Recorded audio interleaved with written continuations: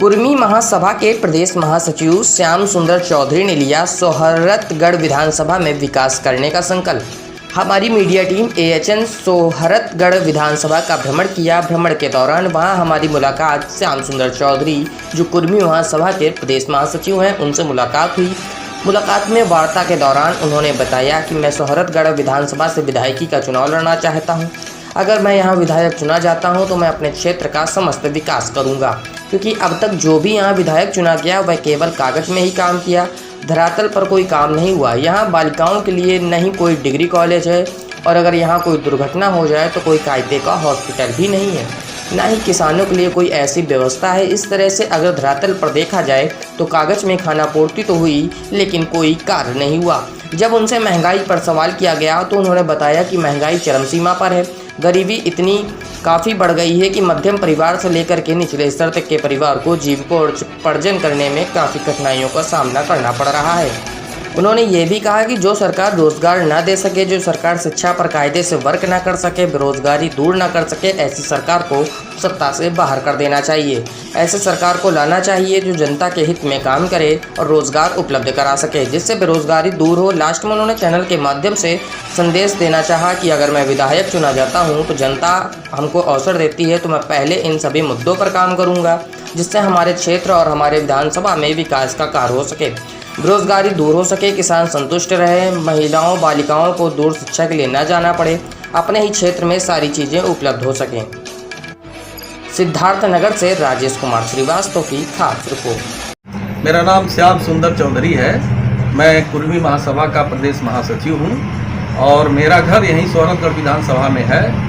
मेरे गांव का नाम है ग्राम अहिरोला, और आज जहां आप बैठे हैं तुलसियापुर चौराहा, ये मेरे गांव मेरे घर का चौराहा है।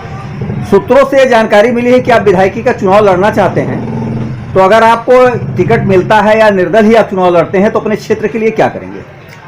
देखिए सर, यहाँ सिद्धार्थनगर में खास करके सोहरतगढ़ विधानसभा क्षेत्र जो नेपाल बॉर्डर से लगा हुआ है, अति पिछड़ों और अति गरीब लोग यहाँ निवास करते हैं। और यहाँ अभी तक आज़ादी के बाद जितने भी हमारे विधायक या जनप्रतिनिधि जो भी हुए, उन्होंने केवल कागज में विकास किया। और 2-3 मुद्दों को मैंने देखा है कि यहाँ पर चिकित्सा की व्यवस्था एकदम नगण्य है। कोई भी बड़ा हॉस्पिटल इस प्रदेश, इस जिले में या इस सोहरतगढ़ विधानसभा में नहीं है। कुल ले दे के सोहरतगढ़ में एक छोटा सा 10-5 सैया का हॉस्पिटल है, जिससे यहाँ गरीबों के और आम जनता के बीमारी का इलाज नहीं हो पा रहा है। तो इसलिए मेरा पहला मेरा ये उद्देश्य है कि अगर जनता मुझे आशीर्वाद देती है तो यहाँ सबसे अच्छी चिकित्सा सुविधा मुहैया कराऊं। दूसरी, यहाँ शिक्षा व्यवस्था बिल्कुल नहीं है। शिक्षा के क्षेत्र में मैं एक उदाहरण दूं, एक महिला विद्यालय नहीं है, महिला इंटर कॉलेज नहीं है, गवर्नमेंट का हो या डिग्री कॉलेज नहीं है महिला का। तो महिलाओं के उत्थान के लिए जो सरकारें कहती हैं कि महिलाओं को हम आरक्षण देंगे, तो सबसे पहले व्यवस्था हमको करनी है कि शिक्षा व्यवस्था यहाँ अच्छी की जाए। तीसरी, यहाँ पर जो बाढ़ग्रस्त एरिया है, बाढ़ से लोग किसान तबाह हो जाते हैं और बाढ़ की कोई व्यवस्था नहीं होती। आने वाले जब बाढ़ आती है तो यहाँ के जनप्रतिनिधि एक अहेतुक सहायता के रूप में थोड़ा अनाज दे देते हैं और इसके बाद भूल जाते हैं कि बाढ़ से निजात कैसे मिले। तो मेरी तीसरी प्राथमिकता होगी कि बाढ़ से ग्रस्त इस क्षेत्र को निजात दिलाया जाए। और यहाँ की जो कानून व्यवस्था है, कानून व्यवस्था के नाम पर यहाँ पर शोषण होता है। यहाँ के जो पुलिस विभाग है वो भी शोषण करता है गरीबों का और खास करके दलितों का। इसलिए मेरा फोकस होगा कि यहाँ पर न्याय किया जाए और पुलिस व्यवस्था को सुधारा जाए। यहाँ जैसे महंगाई पर आप क्या कहना चाहेंगे, क्योंकि सरकार में महंगाई चरम सीमा पे है, इस पर आप क्या कहना चाहेंगे? महंगाई तो बहुत बड़ा मुद्दा है इस देश में नहीं बल्कि प्रदेश में भी। महंगाई इतनी बढ़ गई है कि सरकारें जो भी आती हैं, चाहे कोई सरकार हो, वर्तमान हो या पहले की सरकार हो, महंगाई पर ध्यान नहीं देती। और जब चुनाव आ जाता है तो ये सरकारें 5 किलो 10 किलो अनाज देकर गरीबों का वोट लेना चाहती हैं। इसलिए महंगाई तो नियंत्रित होनी चाहिए और खास करके जो किसानों का जो मूल्य है, उनके उपज का मूल्य उनकी लागत से अधिक मिलना चाहिए। जो सरकारें कहती हैं कि हम मूल्य 2 गुना करेंगे, लेकिन 2 गुना ना करके महंगाई 2 गुनी हो गई। इसलिए ये बहुत बड़ा मुद्दा है। अच्छा, एक चीज ये बताइए, सरकार जो अनाज दे रही है, सारी चीजें दे रही है, तो क्या अनाज के सहारे इनकी बेहतरनी पार हो जाएगी? नहीं, ऐसा नहीं है। अब हमारा जो समाज है वो बहुत प्रबुद्ध हो चुका है।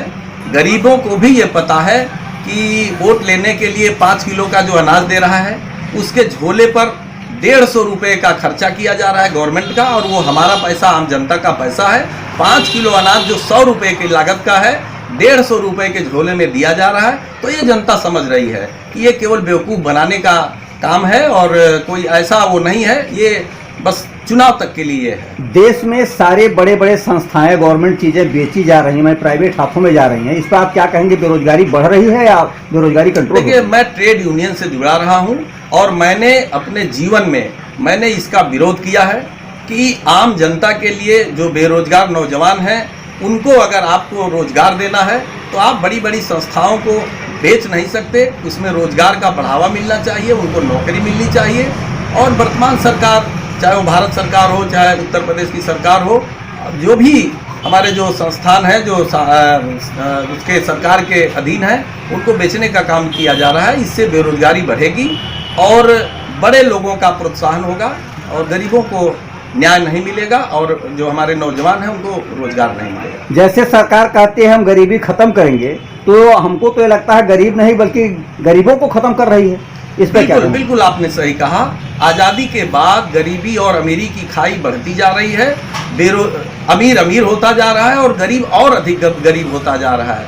इस पर ध्यान किसी सरकार का नहीं जाता और जब तक गरीबी नहीं दूर होगी तब तक इस देश का विकास नहीं माना जाएगा, कोई विकास नहीं होगा। जैसे आए दिन जो है भारत यह कहता है कि डीजल पेट्रोल का दाम बढ़ाता चला जा रहा है, जबकि कच्चे तेल का दाम गिर रहा है। यह जब कांग्रेस की सरकार थी $149 प्रति बैरल तेल था तो 70 रुपये था, और उसके बाद जो है इसको मनमोहन सिंह को चूड़ी भेजा गया और आज जो है कच्चा तेल सस्ता हो गया है, उसके बाद भी तेल की महंगाई जा रही है। इस पर आप क्या कहेंगे? जी बिल्कुल आपने सही कहा। कांग्रेस की सरकार में कच्चे तेल की कीमत अंतर्राष्ट्रीय बाजार में बहुत अधिक थी, इसके बावजूद भी वो सरकार छूट देती थी और किसानों के लिए जो डीजल का उपयोग किसान ज़्यादा करता है उसकी लागत के अपेक्षा जो बेचा जाता था, सस्ते दाम पर बेचा जाता था। और इस सरकार के आने के बाद विगत 7 वर्षों में डीजल और पेट्रोल का मूल्य लगभग दुगना से तक हो गया, जिसका प्रभाव किसानों पर बहुत पड़ रहा है और किसान तबाह हो रहा है। आज किसान जो एमएसपी को लेकर के धरना प्रदर्शन कर रहा है और सरकार 1 साल बीतने वाली है लेकिन उससे कोई उस पर वार्ता नहीं हो कर पा रही है, इस पे आप क्या कहेंगे? मतलब ये किसान विरोधी है या किसान हितैषी सरकार है? देखिए, किसान के हित में अगर ये 3 कानून होते तो सीधे सीधे किसानों ने इस कानून की मांग नहीं किया, ना किसी किसान के संगठन ने मांग किया कि हमें ये कानून बनाकर दीजिए। इसलिए ये आम जनता भी जानती है और मेरा भी ये मानना है कि बिना मांगे अगर कानून बनाया जा रहा है और किसान अगर आंदोलन कर रहा है कि ये कानून हमें नहीं चाहिए, तो भारत सरकार को चाहिए कि किसान के जो ये जो किसान के 3 बिलें हैं इसको वापस लेना चाहिए। इससे किसान बहुत नाराज है और इससे जो एक बहुत बड़ा इम्पैक्ट पड़ने वाला है कि ये जो बड़े बड़े लोग हैं उनके गोदाम भरे जाएंगे और किसानों का शोषण होगा। लास्ट में हम आपसे एक चीज़ कहा, मेरे चैनल के माध्यम से आप अपने जनता को क्या संदेश देना चाहते हैं?